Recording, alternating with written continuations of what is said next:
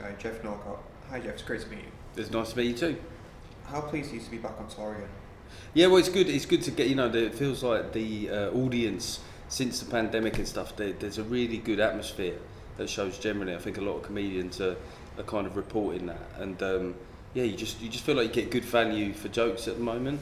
And there's quite a lot to talk about because there's a lot of stuff that we've all been through together as a country. So that's kind of good for comedy because you can say things and know that the reference points will be understood by everybody. You used to be an English teacher. Which is the harder career?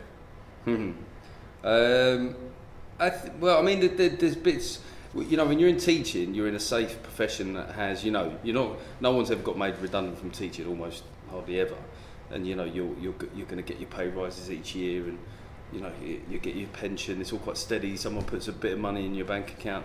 Comedy, it doesn't have that security, but obviously it's a very creative job, and some months you can be really busy and stuff. I don't know. If I was to, you get used to having variety in your working life as well. So last night I was in Belfast. Today I'm here. The travel can be difficult.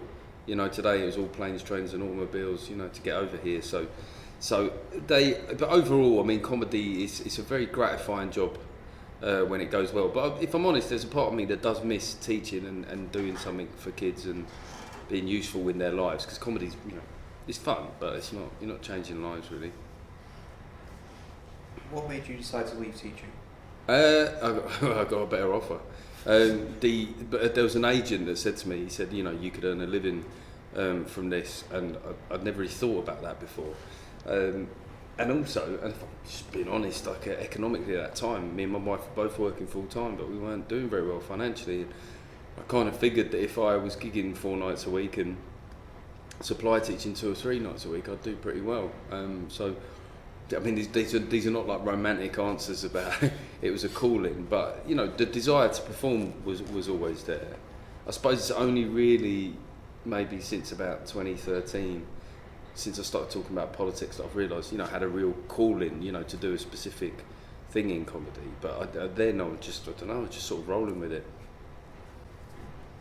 You've written for a lot of high profile programmes. Is there any work that you're proud of the most?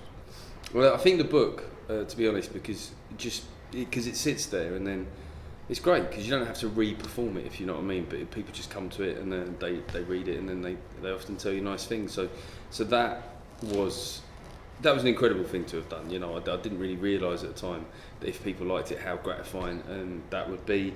The stand-up, this particular tour, I think is the closest to the kind of comedy that I've always wanted to do. It's the closest mix of kind of politics, social commentary and observational humour. That's the kind of stuff that I like to deliver for an audience. And I think the podcast, so I guess what I'm saying is the 3 things that I have most control over.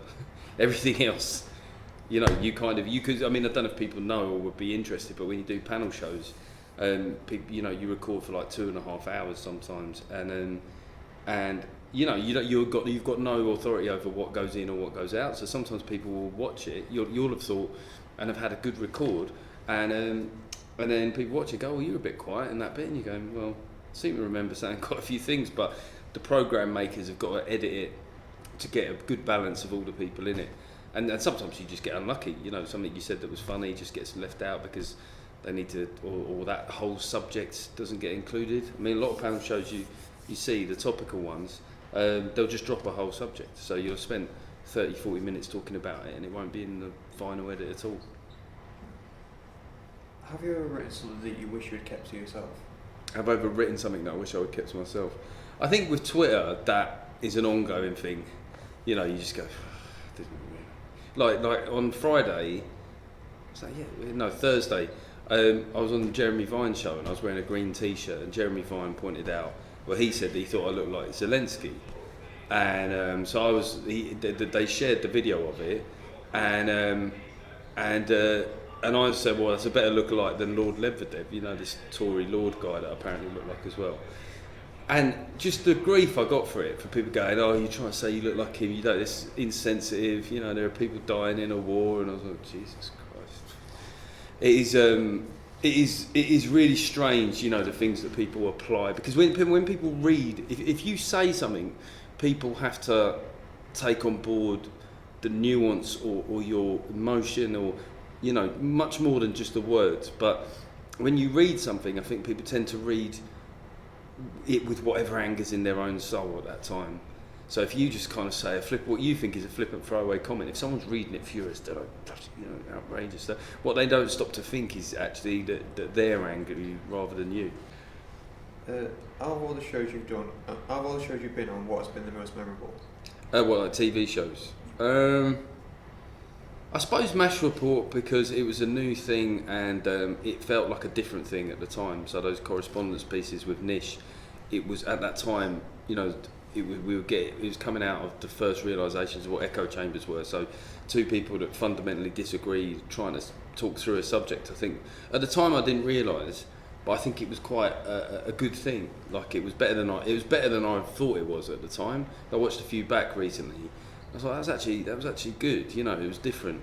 So yeah, I suppose MASH Report really. Have you ever wanted to appear on Coronation Street or EastEnders? Yeah, EastEnders. I would love to be like one of those seedy Lothario guys. The guys that they get up and they're combing their sort of slick back hair, and there's some woman lying on the bed, in a negligee, and he's like, right, I'm going out. Just one of those awful blokes. Some womanizer. It'd be fun to just be like, the sort of bastard of the square. Would you ever want to be on Taskmaster?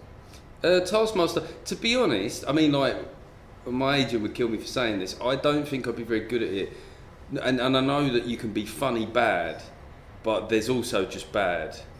And I did the physical challenge on League of Their Own, and something weird happens to my brain. I'm quite linear. If I'm doing one thing, I can't sort of be funny and creative at the same time. So the truth is, I think I'd be bad, and my agent wouldn't appreciate that. I think there's a certain kind of person that does well on it, if you know what I mean. And I'm not sure I'm that person, or it might be. I think there's enough people out there that sort of dislike me because of my politics that me being bad at it might be good, entertaining for them. They might enjoy that, Certainly on House of Games, where I didn't do that well, that seemed to go down very well. You're very vocal in the political world. Have you ever fancied becoming an MP? Not really, no, because it's like one of those jobs where by the moment I get to wang on about subjects and have my two, I'm not really accountable, particularly for what I say.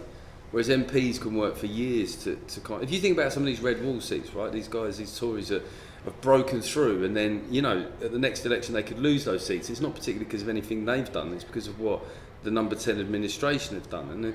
And when you're a stand-up, it's everything's your responsibility. So the idea of a job where it could go badly and you hadn't done anything wrong, that I could never work in any job that was like that. Do you ever get nervous before going on stage? Yeah. So it goes in waves. So I'll go through long periods where it doesn't really occur to me too much at all, and then you just have that one gig where something feels off. If you're a bit ill, I sometimes get this thing with my ears. So it creates a balance and in a balance thing, and so that I find very difficult. Just standing on the stage, sort of feeling like I've got vertigo. That's always pretty unpleasant.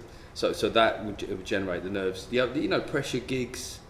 It does get less over time, but I think if you're tired, if you're ill, if you're a bit down, and all that stuff, it can all get. I mean, weirdly, you can have good gigs when you're in a bad mood.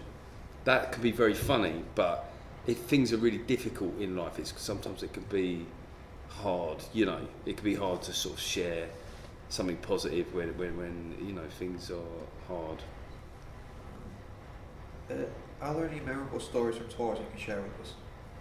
Well, last night really. I was supposed to be on the 9 o'clock flight from Belfast, but I had 2 beers and I was like, right, changing that, and stayed out. I didn't stay out till ridiculously late, but I'm also 45, so I think I got to bed about 2:30. I don't know, decision-making process wasn't fantastic really. But yeah, I've been really busy. I haven't really had a beer properly since New Year's Day, so I took the opportunity while I was there.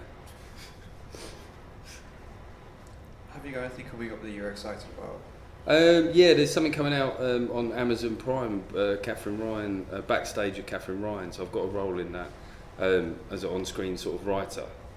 So it's a sort of semi-fictional role in what is a sort of real life thing, a reality thing, which is so there's a stand-up show on stage, and then they have like loads of dressing rooms with cameras in, and so you get all the backstage stuff. You'd like it, I think.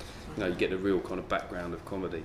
So that seemed to go quite well when I filmed it, so I'm kind of excited to see what happens when it comes out and whether people take it at, 100% of face value, because I was, hamming it up a little bit.